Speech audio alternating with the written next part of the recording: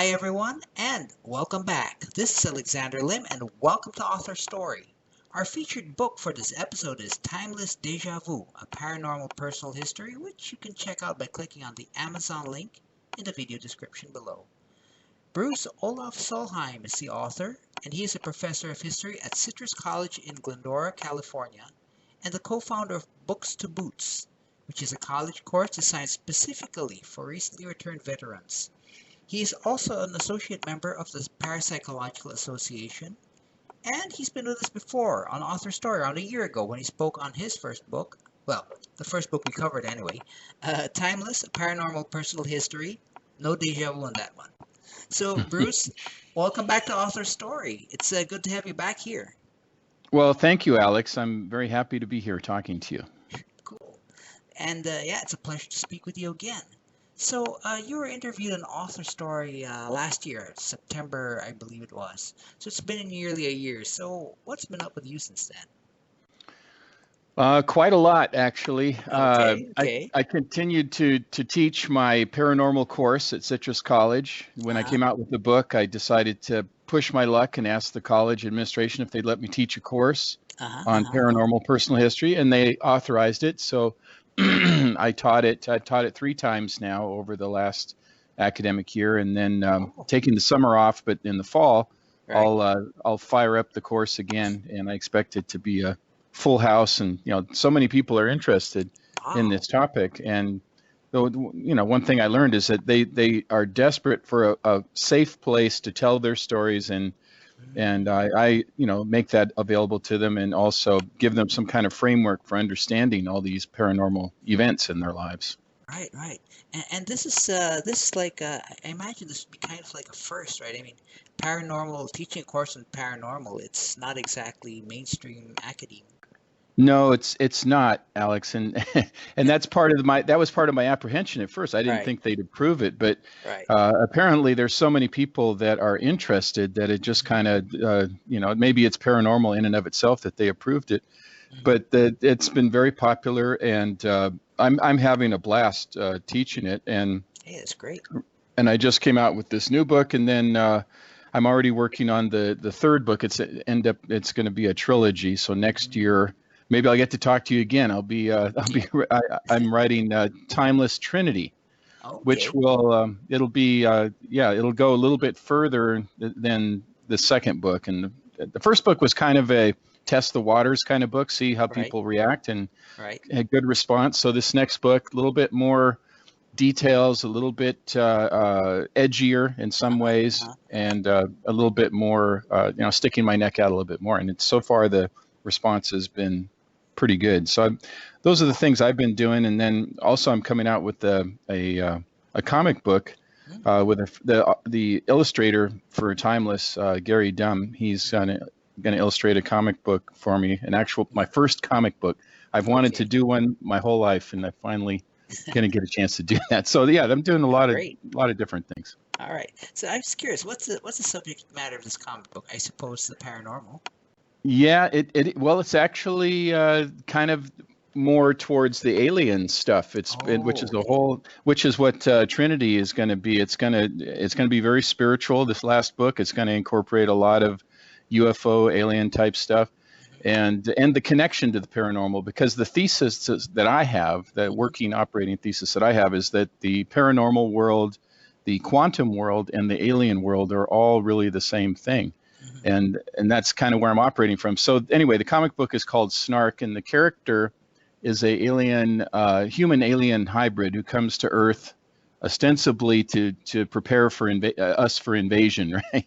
But Okay. instead, he kind of falls in love with humans, and he becomes our champion. And so anyway, that's the premise of the comic book character. It's kind of there's a little bit of I'm a historian, so of course he Right. goes to different historical locations and meets people and has fun adventures with them and learns about Earth culture and human beings. And it starts here in the United States, but Mm-hmm. if the comic book is successful, of course it'll be expanding around the globe, because Right. Earth is not just about America. Although Right. a lot of people living in America tend to think that way, but Right. there's a lot of diversity on this planet. So anyway, that's what the True. comic book's about. It's all ages too. Mm-hmm. So It means it'll be appropriate for younger kids to read it and enjoy the artwork of Gary Dunn and having Right. a blast putting this together. So Wow. Nice. Nice. Cool. yeah. So when's the comic due out? I mean, next year maybe? I'm hoping by December, by December. Christmas Okay. time. All right. Yeah, and then I'll make the Comic-Con circuit, and Yeah. Yeah. I'll be hitting all the comic book shops, and Right. I'll make sure to get you a copy too, Oh, much and appreciated. and the next book too. The next book, Trinity, will come out in March, and then the comic book hopefully in December. That's the best laid plans that we have Wow. right now. All right. So Well, fantastic. So yeah, a lot hoping of stuff going on. Yep. A lot of stuff, and hopefully everything does turn out. I mean, as Yeah, I hope planned. so. 'Cause, yeah. Yeah, All yes. right. So just to be clear with our listeners, I mean, the first book was called Timeless, and this book is called Timeless Deja Vu. hmm What is in the second book that is not in the first book? Well, it's 31. Well, there's 34 stories, paranormal stories that happened to me. Right. Right. In the first book, 31 more in the second book, Okay. including a story about deja vu, my experience with deja vu, and my kind of theory of deja vu, Hmm. which is illustrated in the book. I had Gary Dunn do an illustration of what I think deja vu is, and the best way for your listeners to kind of think about it, if they don't have the book in front of them or the illustration in front of them, is to imagine a wave. You know how a wave kind of crests and curls in on itself. Imagine a surfer, going through the whatever you call that part Yeah. of the wave. The pipe, the So, tube. Yeah. yeah, the pipe, exactly. So I consider the deja vu is that's the part that curls in under the crest of the wave, the tip of the wave, which in my view is the event horizon, what we consider the present to be, which is actually a moving target. So as it curls in on itself, really the future then becomes the past and the present. So it all becomes tumbled into one in imagine a kind of a spiral kind of thing.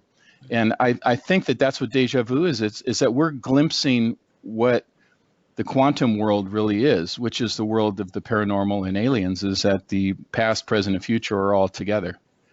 And that's kind of how I think that we get little glimpses of it, when we have deja vu. And I think that's probably something everybody can relate to. All right. But there's conjecture, scientists will say, oh, no, it's just the brain, misfiring or testing, your memory or whatever. But I think it's a glimpse of the infinite. I think that's one of the stories, but that's not the main reason for the title. The title was just kind of a play on words, that, here we are again, Right. deja vu all over again. We got a second book. So, Right. so there's a little bit of that too in there. All right. Now you did mention something interesting, like the present is a moving target. This Yeah. is this is a strange concept because I'm sure a lot of folks will imagine the present is the present. I mean, it's static. I mean, we see it, we feel it. Like I can feel this table in hmm front of me. I can feel this chair I'm sitting on. hmm What exactly do you mean by the present being a moving target? Well, think of this. What we have just said is now in the past. What we haven't said is in the future. So where really is the present? There is no frozen moment. It just keeps going, right? I mean, that's the way in the quantum world, the way it is. In fact, if we, talking about a desk, like I have a desk in front of me, you have a desk in front of you probably. Right. That desk, we tend to think it's a solid object, but from a quantum perspective, from a subatomic particle perspective, it's moving. Hmm. It's always moving.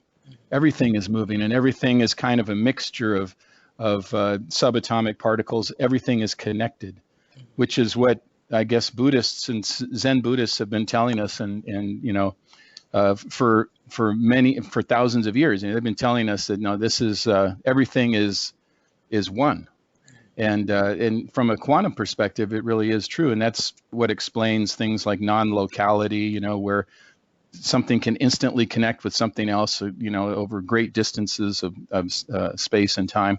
So I think that it kind of all feeds into the same idea, and one of the reasons I believe that I often say the present is an illusion, not only a moving target, but really is an illusion. And I know that kind of flies in the face of a lot of what we're taught to think is that you got to enjoy the moment, and which is good advice. You should not just live in the future or just live in the past, but when you consider that the it's all jumbled together. The moment is the past and is the future. It's all together. So it's very holistic. It's a different way of looking at things. Right, right. Yeah. And you mentioned the quantum realm. I mean, it's very Yep. interesting because the quantum realm is very, very tiny, and Hmm. compared to quantum realm, we're very, very big. So Right, right. how's the quantum realm? I don't know how to put it. Interact or make itself present with at our scale. Well, that's the thing. When our observer scale, like those experiments that physicists do, with the double slit experiment and things like that, when you observe photons, they appear as, or when you observe atoms or molecules going through the double slit in this experiment, they look like particles, but when you don't observe them, they appear as waves. This idea that we're all waves, and I think that is what it really is. That is the quantum world, which is the world that we live in, but we don't see it that way because we're observing things. So we create a reality around us that is familiar to us, that is something that we're taught to believe. Right, Like right. when little kids say, "Oh, I can see the air move and I can see this," they're taught, "No, you cannot see that.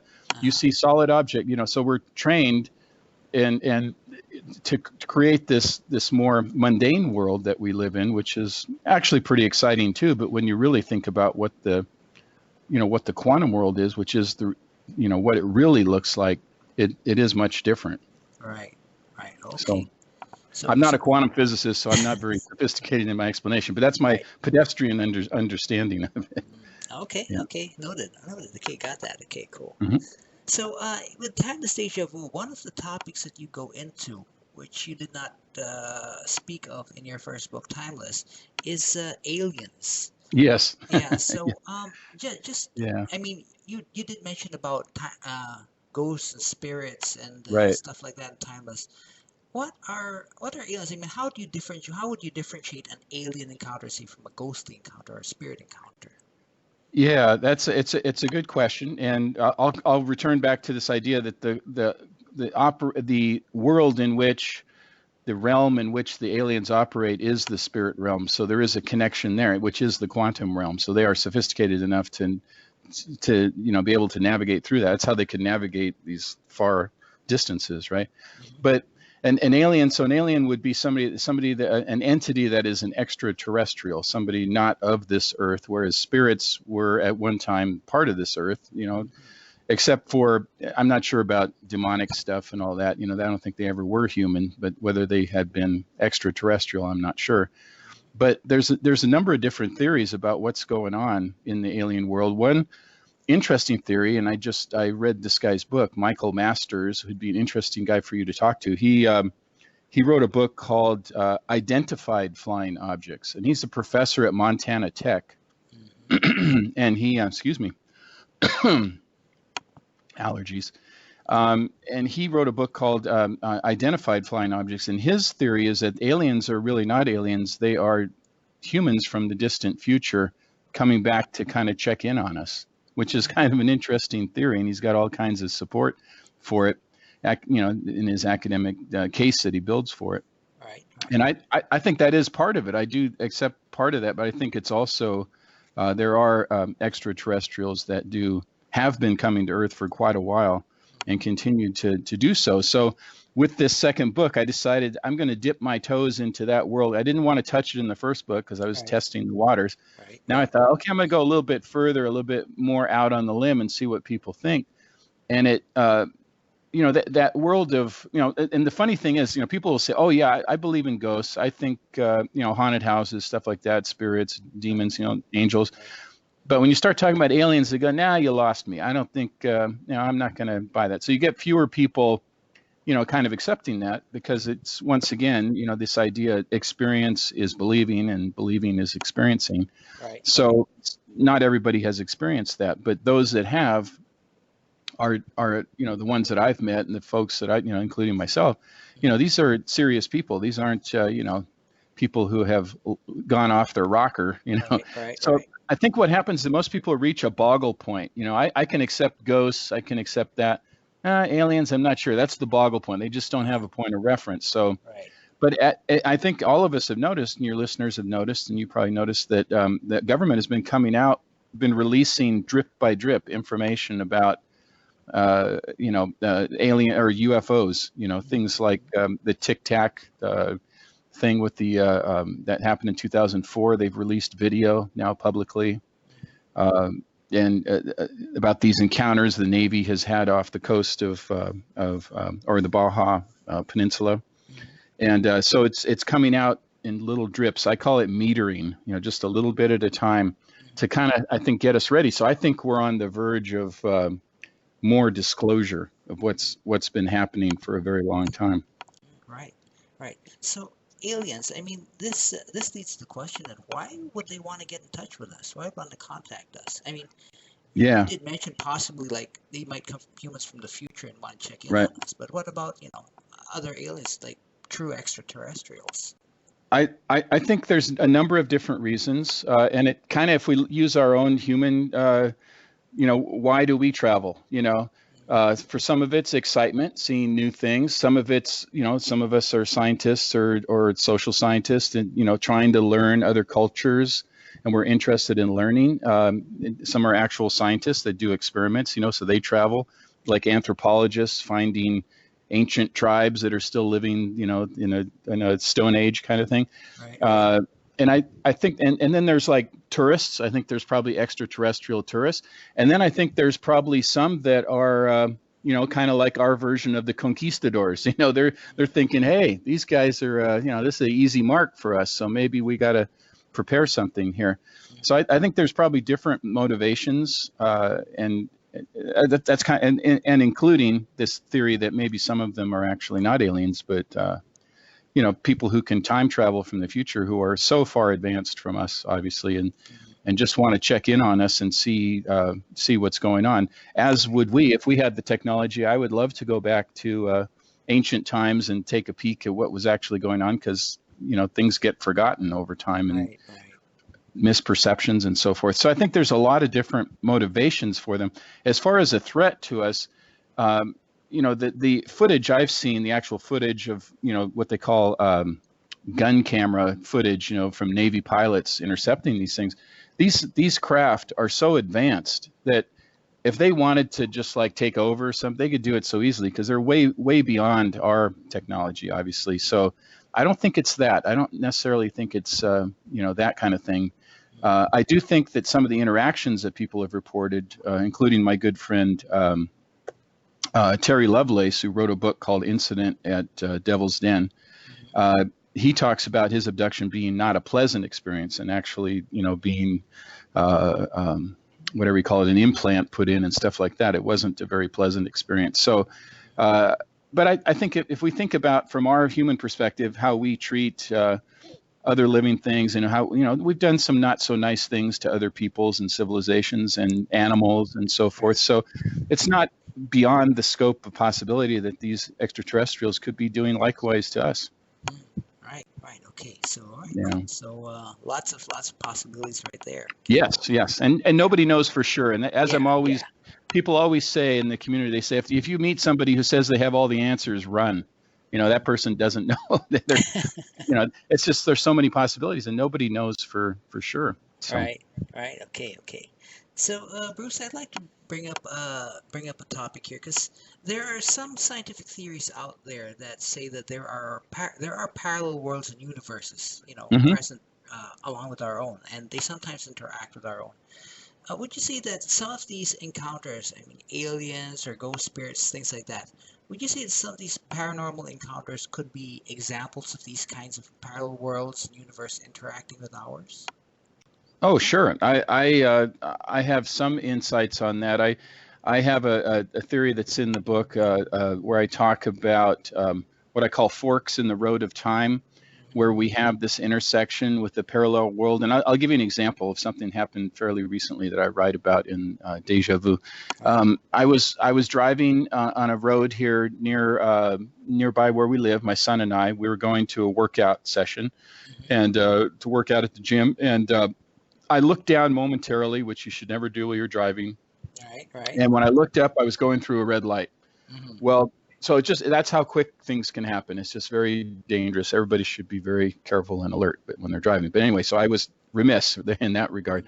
But there was a car coming from the right and the left at the same time. So, and I was heading to the middle of the intersection. So we would have been T-boned from both sides at a very high rate of speed. We're talking about 50 miles an hour, everybody going about 50, which would be a tremendous impact. And all of a sudden, the best way I can describe it is that time slowed down to such a point where I could, kind of look to my left, look to my right, and make the proper movements, which was very intricate, kind of a weaving, so I could just barely avoid what was going on, to avoid the collision. And when we came out the other side, time, it's like speeding up a tape, it was back to normal speed.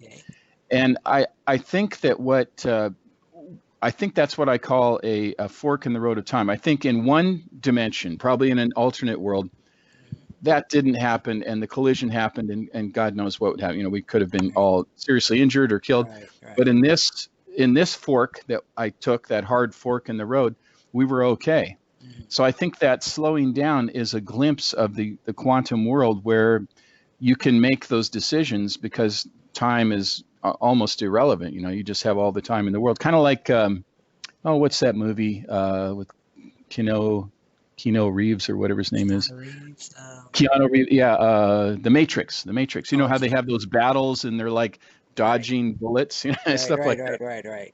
That's how I kind of picture it. So I think there are lots of forks in the road of time where people, they don't, they split off, and then a whole new backstory is created. So most people don't even notice it. Right. They might say, "Oh, that was a close call," but they don't realize that maybe in another world, another dimension, that it didn't turn out so well. So, and I think this happened. That's my theory anyway. That I think this happens many times in our lives. Right. Okay. Now I have to ask this, Bruce, because I mean, you detail in your two books, you've detailed over 60 different paranormal encounters, or something that doesn't seem normal. Would you know what it is about you that attracts these kinds of things, and you experience these things, so many of these things apparently? Yeah, I think part of it is hereditary. I think some of us, like my mom, was very psychic. Now, she wasn't a quote unquote psychic. She didn't practice, have a, do, reading tea leaves or something, but she was very psychic. We could read each other's minds on occasion with cards and stuff like that. So she kind of taught me, and I had an experience at age 4 that kind of I always say that it opened the doors of perception for me, and they remained open for to this point. And I think that I'm just kind of a lightning rod, and I have a little bit of the hereditary passed down in a way, but I think everybody has it, whether a good example would be when you have an intuition about something. Intuition is paranormal when you really look at it. Why do you know something is a dangerous thing before it happens, and people have intuition. People have another example, which people considered very natural, but is actually paranormal, is being stared at. People have this feeling like somebody's staring at me. Turn around, sure enough, somebody's staring at me. Right. Those are, I think those are very basic things that everybody has. Some people, for whatever reason, are lightning rods, and I'm one of those people. And I like to say that everybody has paranormal abilities and gifts. It's just like throwing a ball. Everybody can throw a ball, right? Some people can throw 90 miles an hour. It's just, some people have, through whatever experiences or maybe hereditary, reasons, can just do a little bit more. And I think I don't brag about it like, oh, wow, I'm so special. It's actually,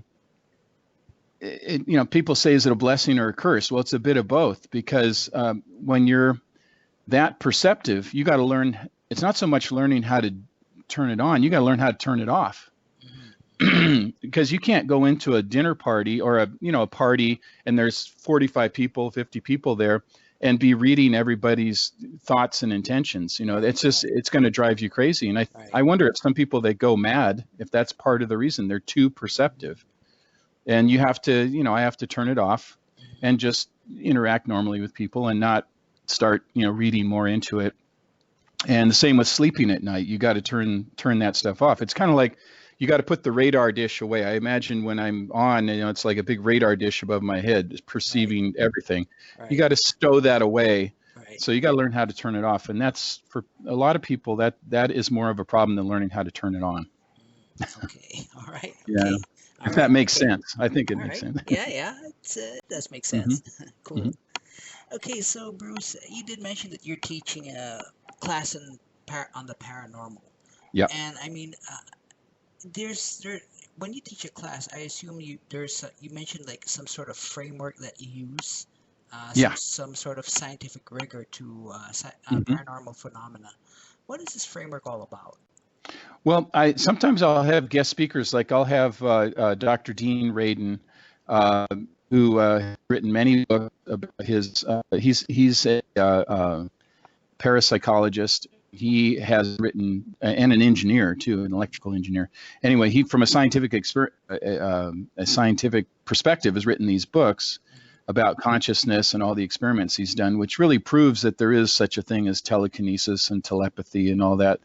And so I present some of his ideas, his theoretical framework about what's going on. So people don't just, I don't know what's going on. So you get a little bit of a scientific framework, although it's not, Right. Right. it's not a science class. So we just Right. kind of hit the highlights there. Right. And then we start defining the terms. A lot of people don't know the difference between telekinesis and telepathy and clairvoyance, and what is remote viewing, and what's mediumship. So we go over all that, a little bit of the history of it, how people have been very frightened in the past and burned witches and stuff like that. So we go over that. Right. And the unique story of America is the rise. This is where modern spiritualism started, is in around 1848 in America. So, I'll talk about the history of spiritualism in America and where we are today. So I just kind of give them a grounding in addition to their opportunity to share their own stories. So then when they tell their stories, they now have a framework for kind of putting it into perspective and understanding they're not alone. They're not crazy. Right. These things are happening to a lot of people. And then we do some experiments, and then we do, at the end, we've had a couple of seances, which is kind of fun. I have a friend of mine who's a very talented medium, psychic medium, and she'll come in and do a safe seance. It's not any kind of demonic stuff going on, Right. Right. just to kind of give people, and some people don't want to participate, they just want to observe, so Right. that's Right. fine Okay. too. Okay. Yeah. So that's the kind of stuff we do. We watch a few videos, we have guest speakers. Yeah, like this coming semester, I'm going to have a lady who is speaking of alien stuff, her name is Yvonne Smith, and she's a world-renowned hypnotherapist, and she works pretty much exclusively with people who have been abducted and these hidden memories that they have and screened memories that they talk about. So she's written several books, and she's going to be one of our guest speakers for the class. She's actually going to come to the class. Others I've had to Skype, video Skype them in to the class, but she's going to be there in person. And so, those are the kind of things we do. And I think it helps people ground themselves a little bit so they don't feel like a freak, Right. that Right. this is unusual, but it's Yeah. not that unusual. I do Right. say the paranormal is really normal. The supernatural is really natural, but it's made to be spookier than, it comes out as kind of spookier than it is because of Hollywood and, that type of stuff. Yeah. Yeah. Okay. All right. I got that. So you mentioned, all right. I just want to touch on one more aspect. I mean, Mhm. you did mention something like you have had encounters with angels, in particular your guardian Mhm. angel. Yeah. Is it an angelic encounter? Is this different from, say, a spiritual encounter, the kind that you'd encounter with, say, an alien or a ghost? Yes. There are, in my view, from what I understand, everybody has a guardian angel, or those that are meant to protect us from the very beginning, from our point of inception, I guess, Right. to throughout our lives. And recognizing that and realizing that, not totally dependent. It's not like you can just wander around in the middle of traffic and hope your guardian Right. angel Right. takes care of you. You got Right. to you got to be an active participant, but Right. sometimes you need that extra little help, and that's what they're there for, and to guide us. And so as you become more attuned to your natural self, I mean, who we were as ancient people is the natural, self, you start making contact with them, and you realize they've intervened on your behalf quite a bit. It's not just happenstance or circumstance or serendipity that a lot of times this has, they have intervened. And I write about a couple of those angelic experiences. In fact, that first one at age 4 was an angelic experience that really opened up the doors of perception for me.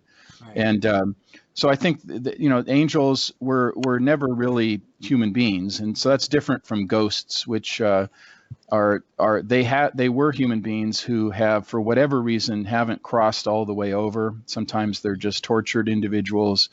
Oftentimes they get lost along the way, which can happen to, travelers can get lost, and people traveling, in the astral pathways can get lost as well.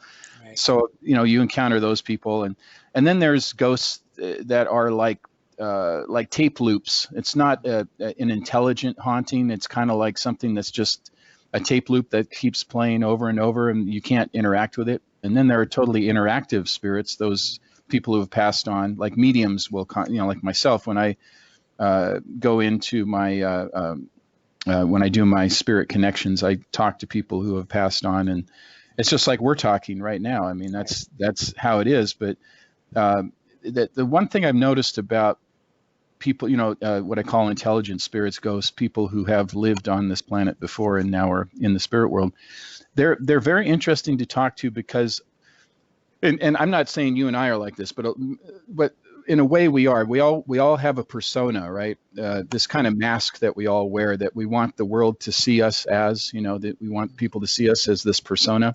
And in reality, we're a bundle of nerves, and we're worried about this, worried about that.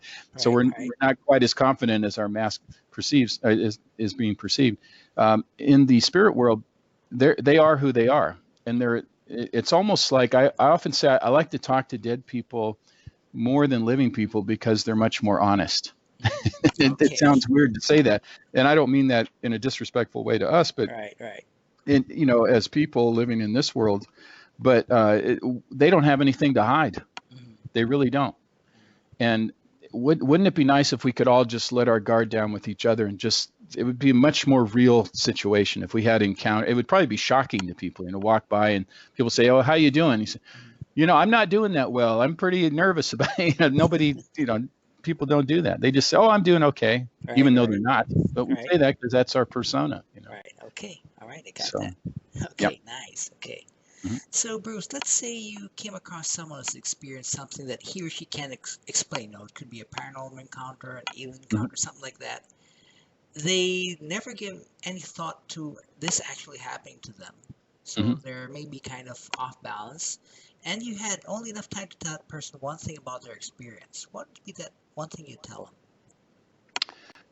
I would tell them not to be afraid. That's the number one thing, because one of the big messages that I've gotten is that, for one thing, just because you don't understand something doesn't mean you should fear it, because when you react with fear, as we all know, the easiest way to control people is with fear or anger. Right. So if you're not your most intelligent when you're fearful or angry, that's survival instinct. So if you can put aside the fear, or if maybe there's anger too, but most of the time it's fear, you can start using your frontal lobes, and you can really start thinking about, what is this experience? Why would I be having this?